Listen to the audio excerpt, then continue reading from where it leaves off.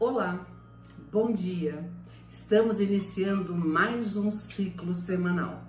Estamos numa segunda-feira e tem muita gente que não gosta muito de segunda-feira. E eu acho uma nova oportunidade, um novo ciclo, uma nova maneira de nós nos reorganizarmos. E através da oração, quando nós iniciamos a segunda-feira com a oração, através dela nós teremos fortalecida a nossa confiança de que tudo está nas mãos de Deus e que tudo também está no tempo de Deus. É isso que nós temos que entender. E nós precisamos, neste momento, convidar, estar aqui conosco, nosso Senhor Deus, Pai de infinita bondade, nosso irmão maior, Jesus, e a nossa mãe, Maria, que estejam aqui conosco neste momento de meditação, de reflexão e de oração. Também pedimos a presença dos bons espíritos, para que nos ouçam, nos acompanhem e depois nos deem a inspiração para a melhor solução nas dificuldades que cada um de nós enfrenta. E hoje nós vamos estar dando continuidade ao nosso estudo.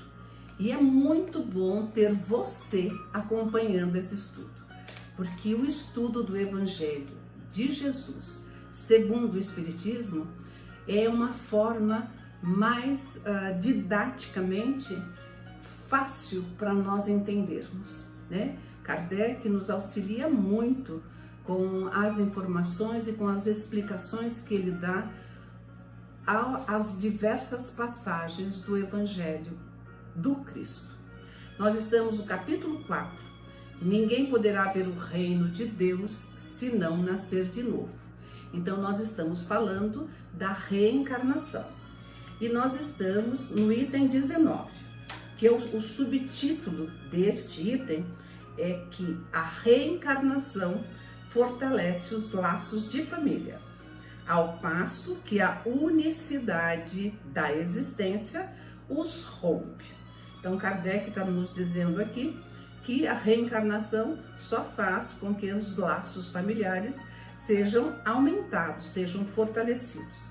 E ao passo que aquelas pessoas que acreditam que a vida é uma única vez, esses laços se rompem, porque eles vivem uma existência e nunca mais se encontrarão, Porque não existe sequência nessa verdade que essas pessoas acreditam. Mas nós, espíritas, acreditamos na reencarnação. E no item 19, assim está escrito: a união e a afeição que existe entre pessoas parentes são um índice de simpatia anterior que as aproximou. Deus permite também que nas famílias ocorram essas encarnações de espíritos antipáticos ou estranhos, com o duplo objetivo de servir de prova para uns e para outros um meio de progresso.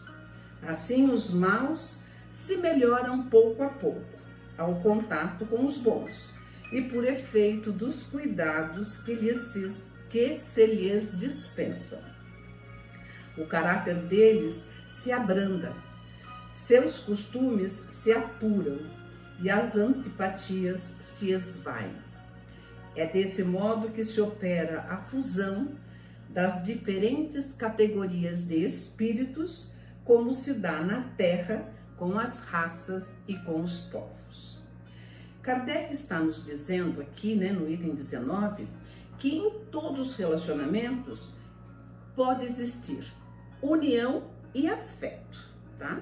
União e afeto são duas situações que ocorrem nos relacionamentos de parentes. Porém, quando ele fala que também ocorre união e afeto, o contrário também pode existir, não ter união e também não ter nenhuma afeição. Kardec também chama de família aqui, bem, as pessoas que completam a família, é o pai, a mãe e os filhos.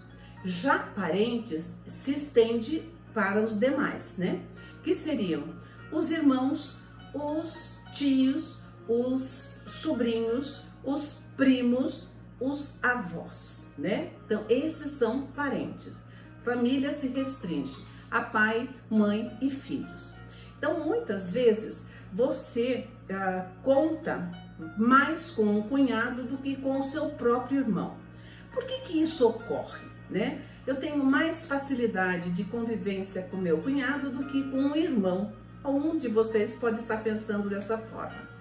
E ocorre essa simpatia desses dois espíritos, porque eles podem já ter vindo de outras encarnações, onde eles tiveram um parentesco mais próximo. De repente, eles nem eram parentes, eles eram família, né? Ocupavam o papel de pai, de mãe ou de filho.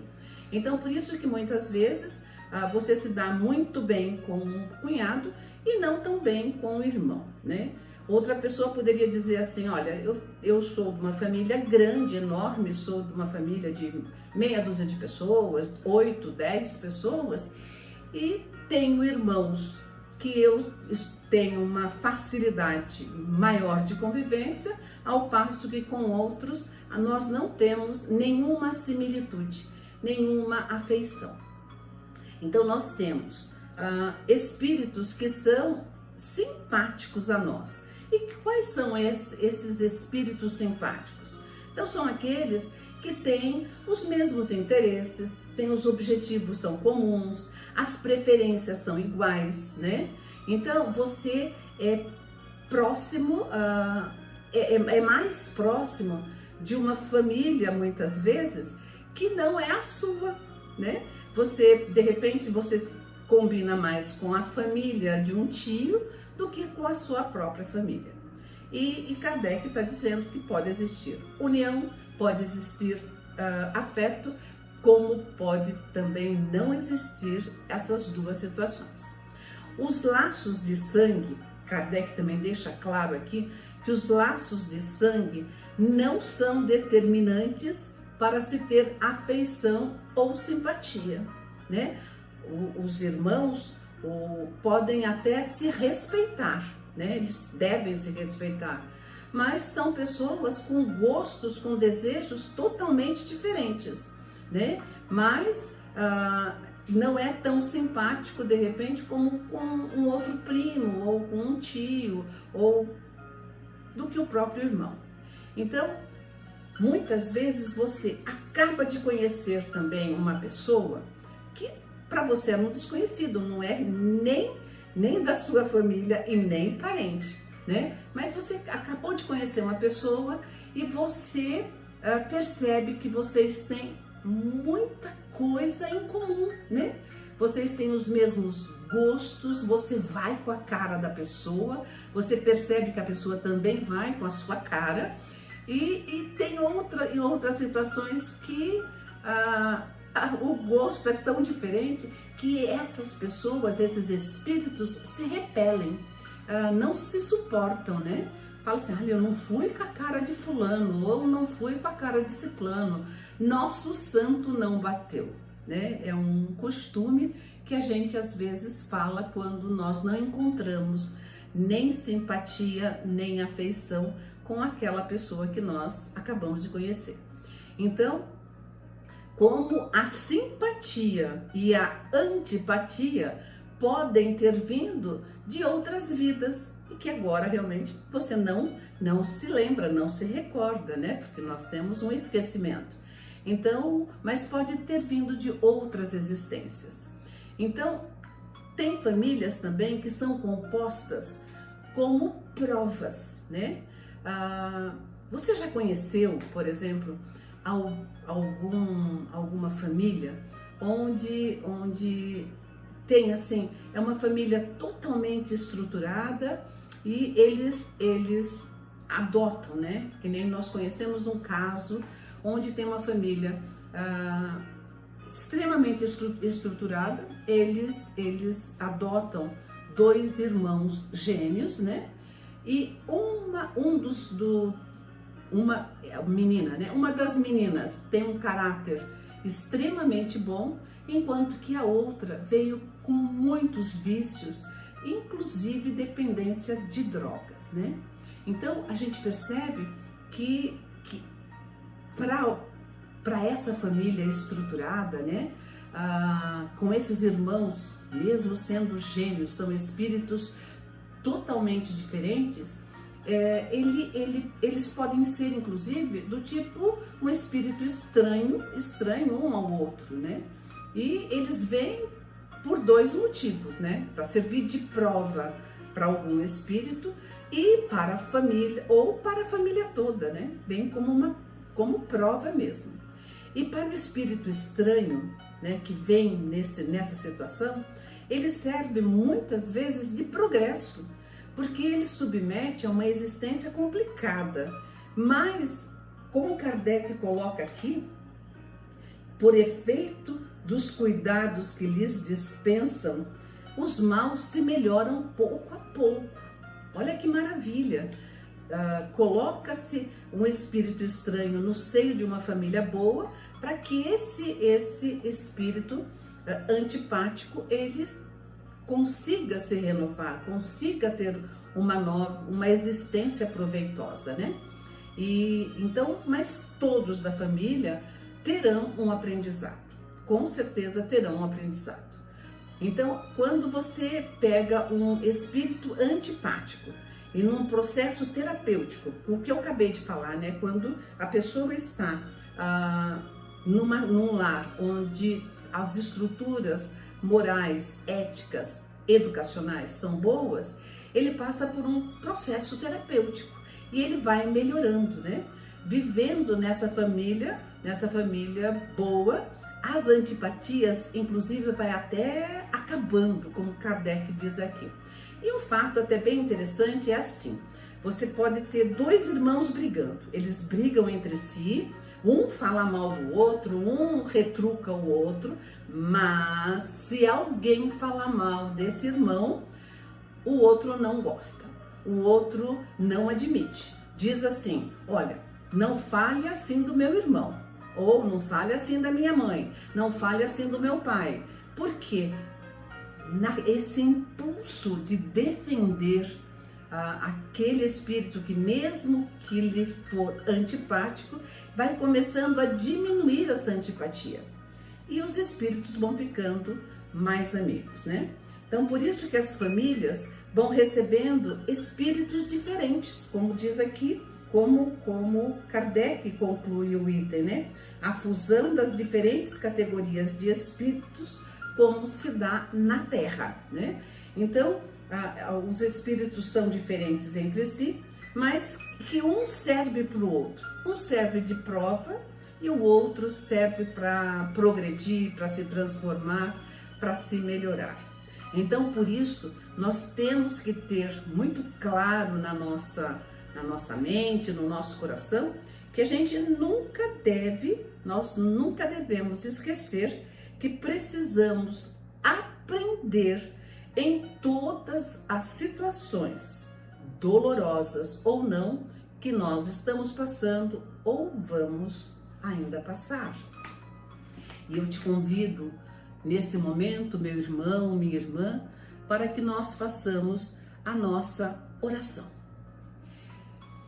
Nesse instante, eu peço para você abrir seu coração.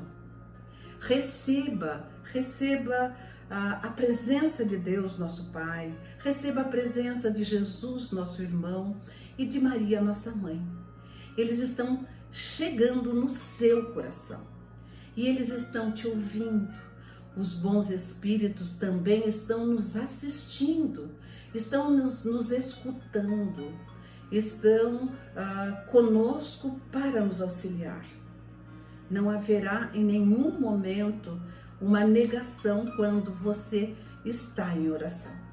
Sempre que você estiver orando, com humildade, com fervor e com a crença de que está sendo ouvido, com certeza tenha também a crença de que será atendido, de acordo com seu mérito, de acordo com seu merecimento ou pela misericórdia divina. Fale com eles, coloque os problemas que você vive, independente de que categoria seja esse problema. Fala, porque você está sendo recebido pelo nosso Pai, pela nossa Mãe e pelos nossos bons espíritos. Fale abertamente tudo aquilo que está te afligindo. Se você não concluiu ainda essa conversa, permaneça em silêncio no seu local de oração por mais um tempo. Continua a conversa com eles. Continua falando que eles vão estar com você. Eu agradeço a esses espíritos superiores que estão aqui conosco, que nos deram mais um dia de oração e de meditação. É uma oportunidade ímpar para cada um de nós estarmos aqui unidos pela crença em Deus. Agradeço em particular a sua presença. E você não se esqueça de convidar seu irmão, seu amigo, se você achar que ele precisa também desse momento. Faça também deste encontro o Evangelho no Lar. Convide as pessoas da sua casa e assistam ou ouçam esse encontro para que vocês possam ter a palavra de Jesus no seu lar e depois debaterem sobre o que nós acabamos de falar. Muito obrigada pela sua presença, pela sua atenção. Nós temos um encontro amanhã às 7h07. Eu vou esperar por você. E fica aqui, além do meu agradecimento, o beijo do meu coração para o seu coração. Obrigado e até amanhã.